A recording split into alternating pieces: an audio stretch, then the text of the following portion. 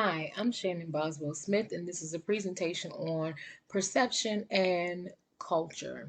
We're going to begin with web-based social cognition. Web-based social cognition involves the use of web-based technology to explore the manner in which different social psychological phenomena are used in the cyber world.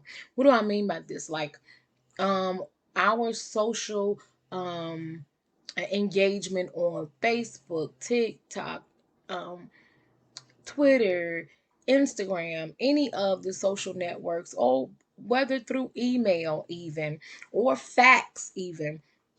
These are things that we use to socialize with one another in these days. And the social cognition part of it is further involves the process of perceiving others and the cognitive strategies we use for understanding our broader social world.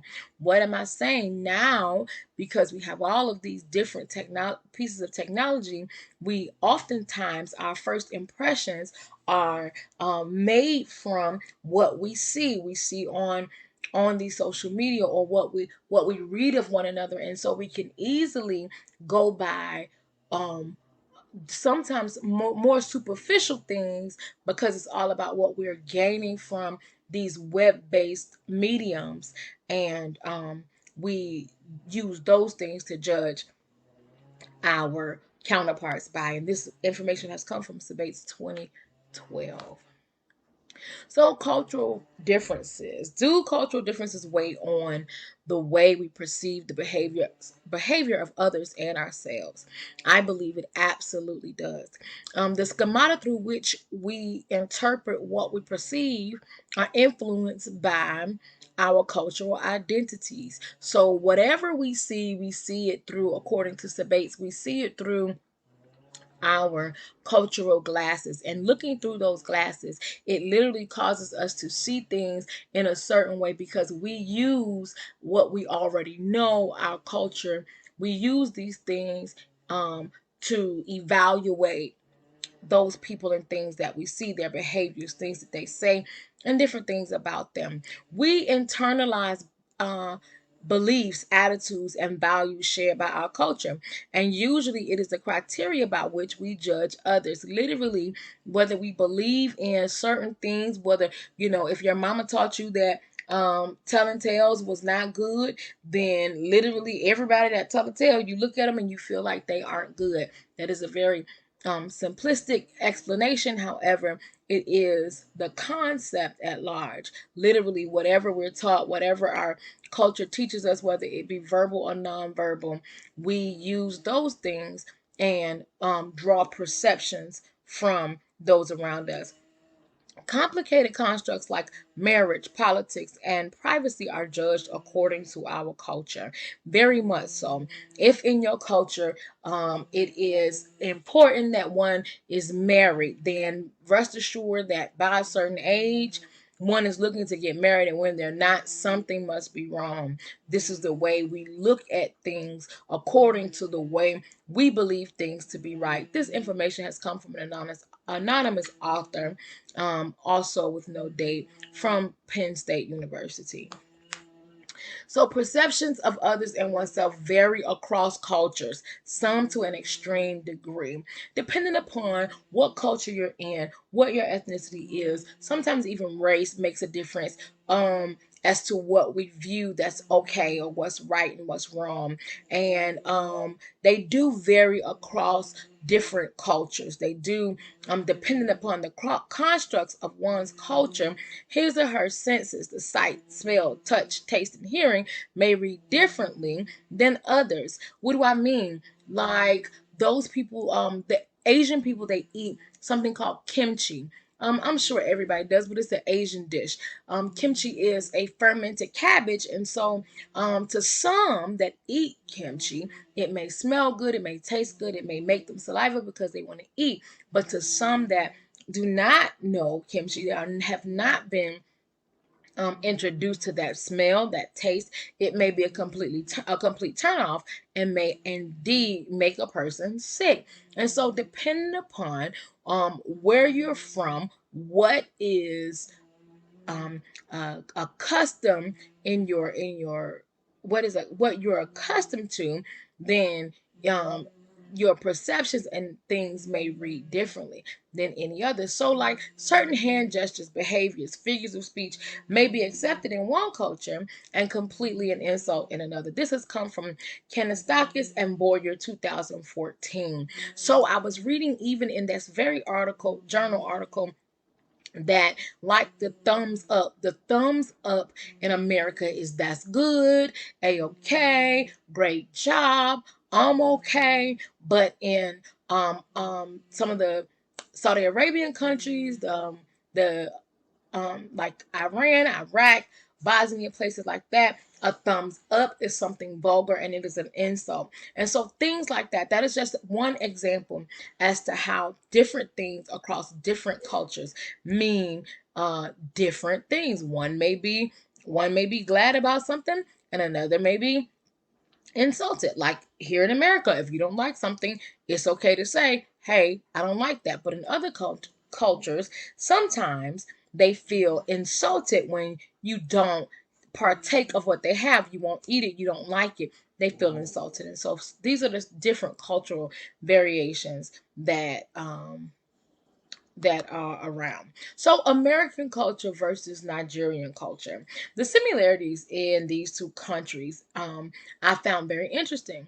Religion is a major part of both cultures, according to Wykirk 2014. I thought that was very interesting because I was not aware that religion was such a huge deal in Nigeria. And then when I read and found out that although there are several different religions in both countries, the forerunners of the religion are the Islamic nation and Christianity. And I thought that to be very interesting. And so slavery, the next thing was slavery was a major part of history for both cultures. I was not aware that Africans had any part in slavery beyond being taken from their homeland and brought to other places. The next thing is both countries are among the top 10 most populated, according to Penn State University 2018. I was really surprised by this as well because even in that very article that I read from Penn State, it talked about Nigeria being about the size of Texas and Florida put together. And so I know population doesn't necessarily have to do with the size of the country, but I was really surprised that it was so heavily populated. I really was kind of under the impression that it was very rural, and maybe not as heavily populated.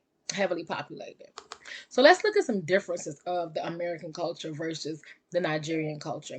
So every bit of information that I got here is coming from a personal interview by a Nigerian that I actually spoke with, a pastor, Jacobson Francis. And so he told me some of the differences were the driving rules and the traffic. Driving in Nigeria, according to Pastor Francis, is bananas. It's crazy. People are all over the place. There are cars that are not following rules as they do here in America. They don't really have lanes. The roads are kind of dirt, and they will slam on brakes. They will zoom past like it does. People are just walking all in the street. There's no order to driving and traffic. And so their culture, they're used to that. And so they also drive on the right side of the vehicle, whereas we ride on the left. And when they come to America, they're somewhat shocked at the order of our driving. So also the commerce in Nigeria is made up of whatever one can find to sell. Mostly unlike America that is corporate driven. So in Nigeria, they will sell hair barrettes and fans and socks and anything that they can get their hands on, anything that they can create, because it's a very poor country, and they are selling anything they can get their hands on. However, in my reading I found out that Nigeria has a very rapid growing market. They're growing in entertainment, and they're growing in different things in the marketplace. I found that clothing designers and things like that is really rapidly growing in Nigeria. The very last difference is the amount of food consumed in Nigeria is significantly less than America. So the portion sizes, Nigerians are used to having smaller portion sizes. In other words, and because of this, they keep their bodies um, healthier than Americans, and they're not as indulgent. They're not, Americans look for sweets and desserts and this and that. And what's sweet to them is fruits and berries and things like that. They don't really have desserts like talking about it in Nigeria. And so, what surprised me about this comparison and contrast is, as I mentioned before, I was totally surprised that slavery was a part of the African culture, as I thought the Africans only experienced slavery from being sold and traded in other countries, when in fact, those that were well off bought, sold, and traded slaves to gain and maintain control. They would purchase those people that were of the higher echelon, would purchase other slaves and people, and they would use them as slaves. And what they would do is the larger tribes would enslave the smaller ones in order to gain more territory and more control. And that was pretty surprising to me, as I thought that slavery in Africa was literally just them getting picked up and shipped to another country. So, has this research broadened my perspective at all? This research has broadened and enlightened my perspective of the Nigerian culture. I once thought that Nigeria was only a poor tribal country. As I mentioned, however, I have learned that Nigeria has a rapidly growing economy, and they are making strides in entertainment and commerce. And so, Nigeria is growing quickly. They have a lot of movies, a lot of musical artists, and things that are coming up. And though they may not be quite as modern or quite as technologically driven as America, they are coming up. Thank you so much for your time.